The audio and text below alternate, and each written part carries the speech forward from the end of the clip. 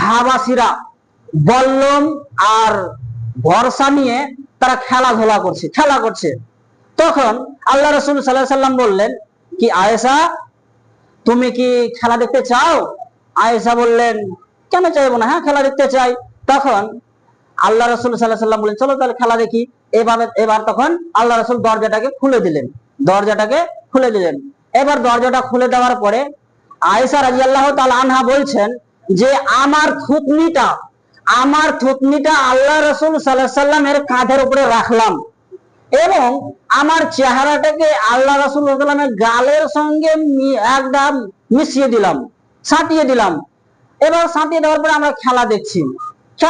খেলা দেখতে কিছুক্ষণ খেলা দেখার পর তখন আল্লাহ রাসূল বলছেন, বাস যথেষ্ট হয়েছে, এবার চলো। তখন আমি বললাম, দাঁড়ান, এত তাড়াতাড়ি কেন করছেন? দাঁড়ান, তাড়াতাড়ি করবেন না। কে বলছেন? আয়েশা বলছেন। তারপরে আল্লাহ রাসূল তখন আবার ঠিকই আয়েশার কথা শুনে তখন একটু দাঁড়িয়ে গেলেন। কিছুক্ষণ অপেক্ষা করার পর আমার আল্লাহ রাসূল বলছেন, আয়েশা বাস যথেষ্ট হয়েছে, চলো। আবার বলছেন, দাঁড়ান, তাড়াতাড়ি করিয়েন না, অত দাঁড়ান। আয়েশা কি বুঝাতে চাইছেন? আয়েশা তখন বলছেন, দেখেন, আমার যে খেলা দেখার খুব শখ সেটা কথা নয়, আমার খেলা দেখার যে খুব সেটা কথা নয়, খেলাটা যে মজা এসেছে তার জন্য আমি যেতে চাচ্ছি না এটা কথা নয়।